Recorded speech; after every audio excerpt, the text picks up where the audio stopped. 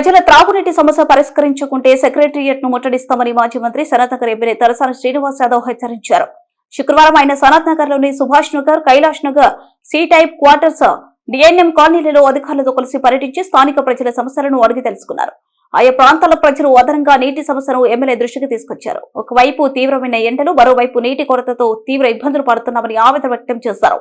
10 సంవత్సరాల కేసీఆర్ ప్రభుత్వంలో ఒక్క రోజు కూడా ఇలాంటి ఇబ్బందులు రాలేదన్నారు. చాలని నీటిని సరఫరా చేస్తే తమ అవసరాలను ఎలా తీర్చుకోవాలని అన్నారు. స్పందించిన ఎమ్మెల్యే తలసాని శ్రీనివాస్ యాదవ్ మాట్లాడుతూ సనత్ నగర్, అమీర్పేట ప్రాంత ప్రజలు నీటి అవసరాలను దృష్టిలో ఉంచుకొని రిజర్వాయర్ నిర్మించినట్లు తెలిపారు. కాంగ్రెస్ ప్రభుత్వం వచ్చిన ప్రభుత్వ పర్యవేక్షణ లోపం, నిర్లక్ష్యం కారణంగా ప్రజలు ఇబ్బందులకు గురి కావాల్సి వస్తుందని మండిపడ్డారు. రాష్ట్ర రాజధాని ప్రజలకు ప్రభుత్వం త్రాగునీటిని ఇవ్వలేని దౌర్భాగ్య స్థితిలో ఉండటం బాధాకరమన్నారు.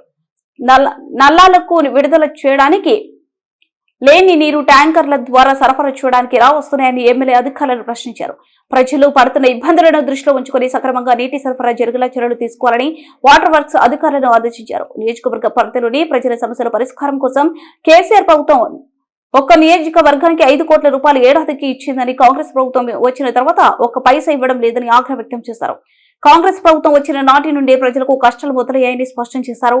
ఎమ్మెల్యే వెంట water works GM Satish, DGM Ashish, division BRS party అధ్యక్షుడు కొలన్ బాలరెడ్డి, నాయకులు సురేష్ గౌడ్, రాజేష్ ముద్రాజ్, కరుణాకర్ రెడ్డి, బాలరాజ్, ఖలీల్, జమీర్, సమీవుల్లా తదితరులు ఉన్నారు.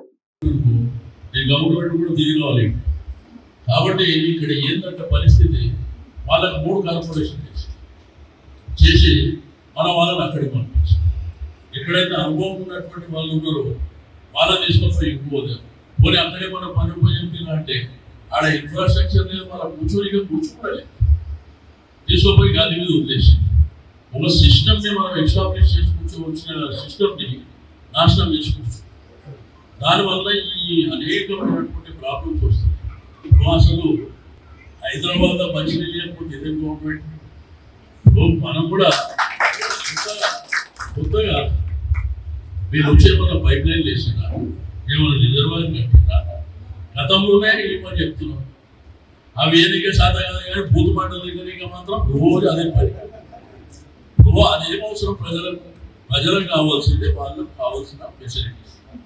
రోడ్డు బాగుందా, సివరేజ్ బాగుందా, కరెంట్ ఉందా, స్ట్రీట్ లైట్ వస్తుందా, నీళ్ళు అనేది పొద్దులు లేస్తే మన ఇంట్లో కూడా నీళ్ళతోనే కదా పోయేది. మనిషి జీవితమే నీళ్ళ మీద ఆధారపడి ఉంటుంది కదా. కాబట్టి రేపటి నుంచి మీరు చెక్ చేసి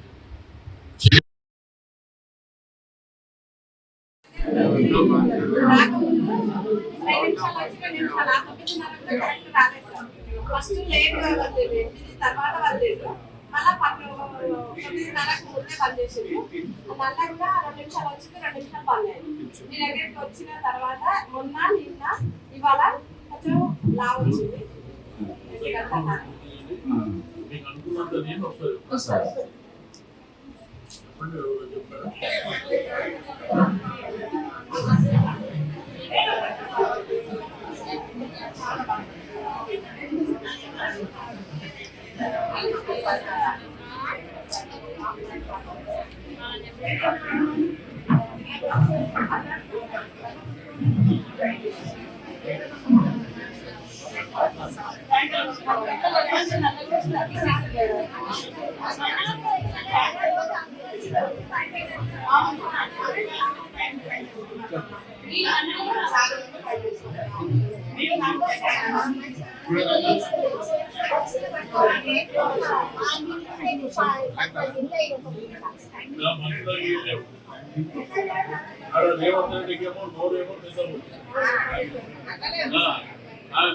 మనము 10 ఏళ్ళ ఎప్పుడన్నా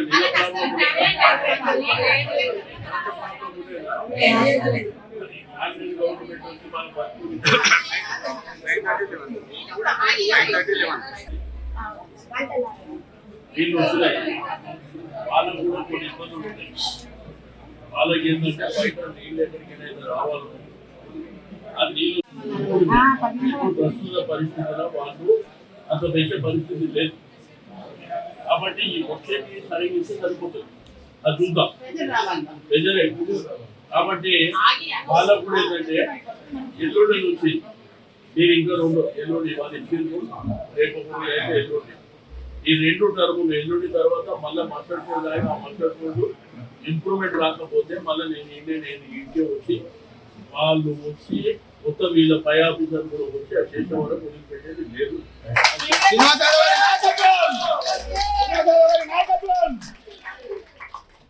కాబట్టి మన ఇచ్చే నీళ్ళు ఏవైతే ఇప్పుడు వాళ్ళు ఇస్తున్నారు,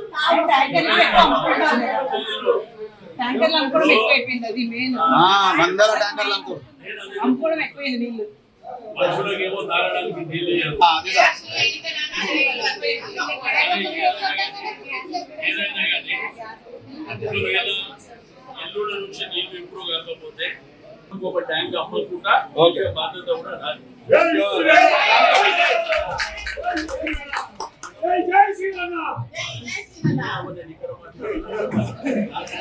ఒకటి ఏంటంటే మనము మన నియోజకవర్గంలో ఏ ఇబ్బంది ఉండదు కానీ మనం అన్ని చేసుకుంటూ వచ్చినాం. వాళ్ళని కూడా ఎప్పుడు ఇబ్బంది పెట్టలేదు. మనం సిస్టమ్ ఎస్టాబ్లిష్ చేసినాం. దానికోసమే మేము చెప్పినాం. ఇప్పుడు 3 కార్పొరేషన్లని ఇక్కడి అక్కడ ఇక్కడ తెలివిలేని ప్రభుత్వం ఉన్నది. కాబట్టి మీకు చెప్పేదల్లా ఎల్లుండి నుంచి ఇంప్రూవ్మెంట్. నేను ఇబ్బందులు ఉంటే మీరు ధర్నా చేయడానికి రావాలని నేను చెప్పాను. నేను చూసుకుంటాను మిమ్మల్ని మళ్ళీ రోడ్డు మీద అదే మంచినీళ్ళు అనేది విద్య అవసరం. మనం ముందు లేచినప్పటి నుంచి రాత్రి వరకు నీళ్ళు లేకుండా జీవితం లేదు. కాబట్టి ఇప్పుడు సనత్ నగర్, అమీర్పేట్, బల్కంపేట్ పరిసర ప్రాంతాల్లో నీటి కటకట అంటే ఈ ప్రభుత్వము కనీసం మంచినీళ్లు కూడా ఇచ్చే పరిస్థితి లేదు. నీకు సి టైప్ నుంచి మళ్ళా ఇక్కడ కైలాష్ నగర్ కానీ సుభాష్ నగర్ ప్రాంతంలో వచ్చినాం. ప్రజలు ఎట్లా ఇబ్బంది పడుతున్నారో మీకు అన్నారో చూస్తారు. 10 ఏళ్లలో కేసీఆర్ ప్రభుత్వం ఉన్నప్పుడు లేని సమస్య కొత్తగా ఎందుకు వచ్చిందని పూతు మాటలు తిట్టడానికి టైం సరిపోతుంది కానీ ప్రజలకు నీళ్ళు ఇచ్చే అంత పరిస్థితి కూడా లేకపోతే నేను ఈ ప్రభుత్వాన్ని డిమాండ్ చేసేది, మీరు ప్రజలకు నీళ్ళు ఇవ్వకుండా నీళ్ళు ఎట్లా అమ్ముతున్నారు?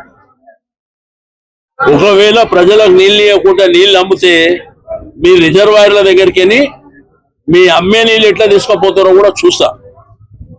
మీరు ప్రజలు అల్లాడిపోతుండ్రు, తాగడానికి నీళ్లు లేకుండా నానా రకాలుగా ఇబ్బందులు పడుతున్నారు. మీ కళ్ళారా చూస్తారు.